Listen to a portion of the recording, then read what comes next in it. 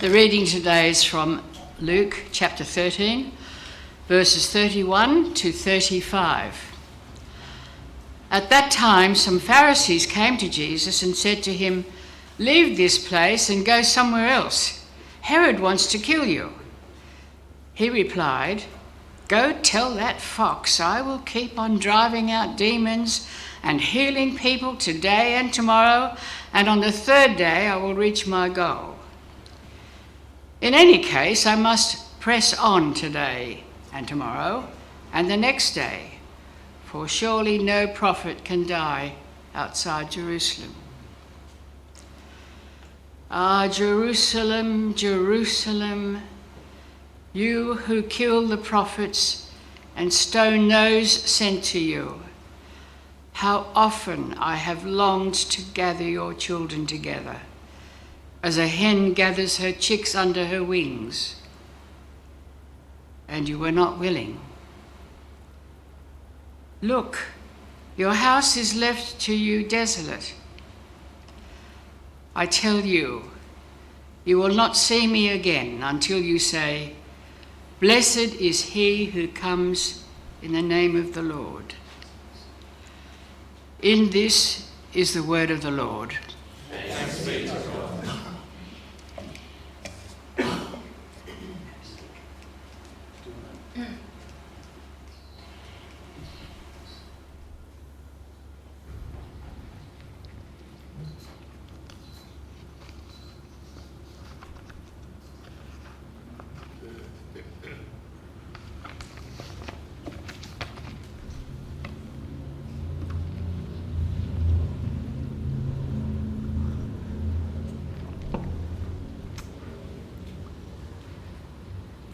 As I shared and have been sharing through the season of, and will share through the season of Lent, you'll notice that our readings kind of ratchet up week by week in this sense of opposition. This sense of opposition to Jesus and the ministry that he's leading. And speaking of opposition, I wonder how many times, can you remember how, I don't like to play Bible games too often, but I love these. They're kind of interesting mentions. Can anyone remember, apart from our passage today, any references to foxes? Because Herod gets called a fox in our passage today.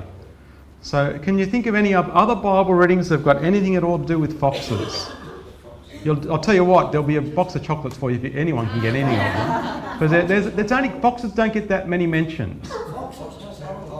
Yeah, oh, that's one. Okay, there's no box of chocolates for that one. That's an easy one. That's an easy one. Foxes. That's right. Foxes have holes. The Son of God has nowhere to lay his head. Right. Okay.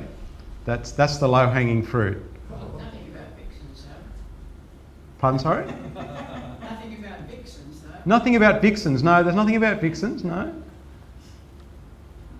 No, okay, that's fair enough. I didn't expect anyone to have any others. They don't get a lot of mentions. There is a passage, and you've got to expect it from the book Song of Songs, which is a kind of like a little bit celebratory, and get your kid off, and it's all very celebratory and flamboyant. There's a mention in there that there's a down talking of foxes because they ruin your vineyards. All right, so foxes. You don't like foxes because they ruin the vineyards. There's another story about foxes, and I am no fan of cruelty to animals, but there's a story of foxes in the book of Judges where they decide they're going to ruin the Philistines' crops. And how they decide to do that is to capture 300 foxes and to tie them together by their tails, and then to tie torches to the tails, and then let the foxes free into the crops of the Philistines. So apart from the foxes foxes that have dens, they're the only other mentions that foxes get in the scriptures. And Herod today is called a fox. I'm not sure exactly why the fox fits for Herod. We're not really ever told. But foxes, well, Herod allowed himself to be cajoled. You know the kind of story about Herod where he lets himself, he's probably plastered, and he's at a party, and his own stepdaughter performs for him a dance, and then he says to her, "I'll give you whatever you want." And at that point in time, John the Baptist was in prison, and the stepdaughter goes away and talks to her mum, and because John the Baptist had spoken out very strongly against Herod's union with her mother said, "Ask for John the Baptist's head on a plate." And John the Baptist was beheaded. The dance she did might have been a foxtrot. Might have been. Oh, for those at home, Ron's just said that the dance that she performed may have been the foxtrot.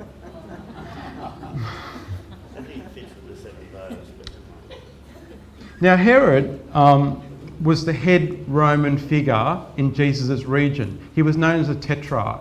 The area had been split into 4, and he was the head of the Galilean region where Jesus was from. So Jesus, it seems, didn't really ever meet Herod, but he was the head powerful person in Jesus' area. And some Pharisees come to Jesus and warn him. I want to name that a little bit, stop there for a moment as well, because often the Pharisees get a bad rap. You know, the Pharisees, it's almost like a pantomime. Whenever the Pharisees come up in a reading, here come the Pharisees, they're really bad. There were Pharisees who were followers of Jesus, and I'd like to think these are Pharisees who are coming with good meaning, saying to Jesus, "Look, Herod, we've heard, we've got the grapevine, and Herod wants to kill you." And Jesus refers to Herod, as a fox. The biblical word for that actually is a jackal. The Greek word is jackal. They're pretty similar, in fact, jackals and foxes. And if you look up what jackals are known for, foxes are known for their cunningness, but jackals are just known as opportunistic omnivores. In other words, they wait for moments when there's an opportunity to feed, and you know, they're kind of known as being out on the edges, very opportunistic. They were seen, probably the reason why Jesus calls Herod, and I'm not into name calling necessarily of enemies, but Jesus refers to Herod as a jackal or a fox. They were seen in biblical times, a fox or a jackal was seen as unclean, an unclean kind of animal, a nuisance, and with an element of cunning about them.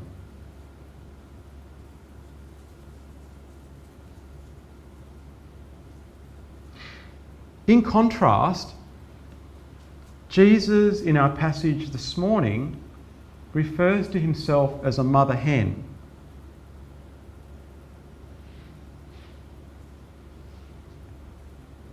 Mother hens, of course, and their chicks are vulnerable to foxes. I love this mother hen image of God. Kyle, can you put the photo up? I want you to look at a photo. Whenever I think about Jesus as mother hen, this is the photo. I don't know if you can see that or not, but there was a time in my life when I used to have quails and finches and budgies, right? And in this photo on the screen it's the middle of winter in Campbelltown, right? It's 0 or less degrees. And what you can see there is a mother hen quail with a whole bunch of finches under her wing, seeking protection from the cold, seeking warmth. I'm going to leave that photo up there for the rest of my homily. So when Jesus refers to himself as mother hen, this is the image that always comes to my mind. I hope it will help you too. But Jesus, of course, was going deeper than just calling himself a mother hen from what he could see around him in the context of what was visible, what they knew. Jesus would have referred to himself as mother hen, leaning into Psalm 1. He would have known Psalm 91 really, really well. And I want to read to you from Psalm 91, because what Jesus is saying here, when he refers to himself as mother hen, he's digging deeper. I'll tell you why in a sec. This is Psalm 91.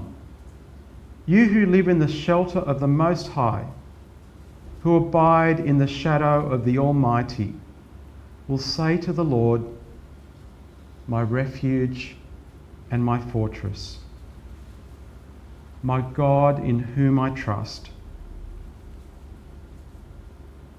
For he will deliver you from the snare of the hunter and from the deadly pestilence. He will cover you with his pinions, and under his wings you will find refuge. Under his wings you will find refuge. The Lord's faithfulness is a shield and defence.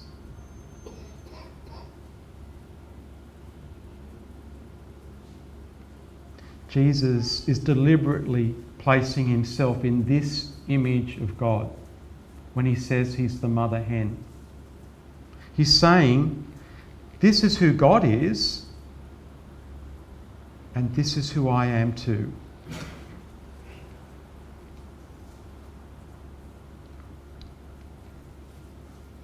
Jesus is saying to us, to his listeners then and to us now, in the face of opposition, in the faces of enemies who may even want to kill you, in the face of adversity, in the face of turmoil, in the face of struggle, in the face of your lostness,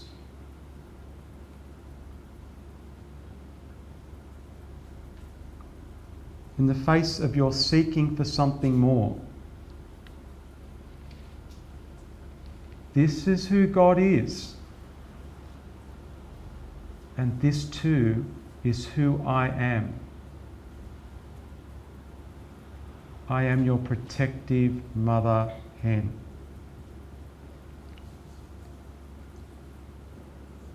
If you need safety, if you need protection, if you need assurance, if you need warmth on a cold winter's morning,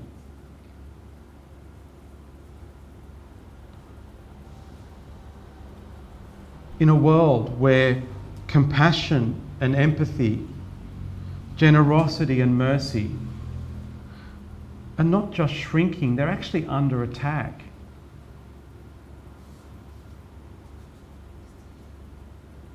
Jesus says to us, come.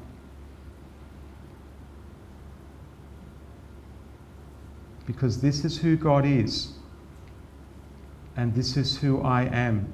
Today, tomorrow, the next day, for all the days before. This is who God has always been. I'm not sure what your image of God is, but Jesus is very clearly bringing to mind that God is like our mother hen, where you will be met, where you will be embraced, where you will be sheltered, where you will be restored under the wings of the Lord, in the Lord's care, because that's who God is, and that's who Jesus is too.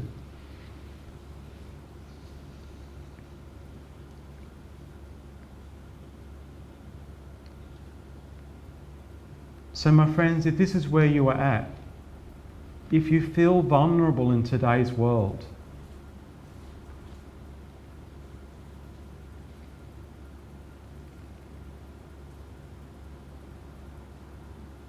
if you need to find a way to resist the foxes,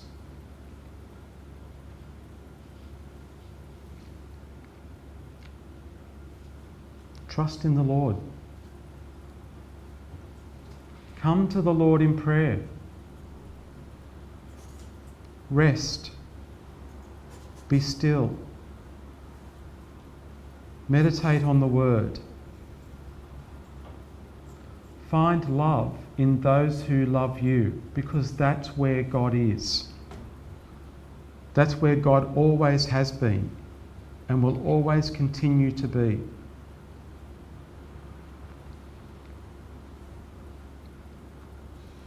That's where Jesus is too. Jesus will always be Mother Hen,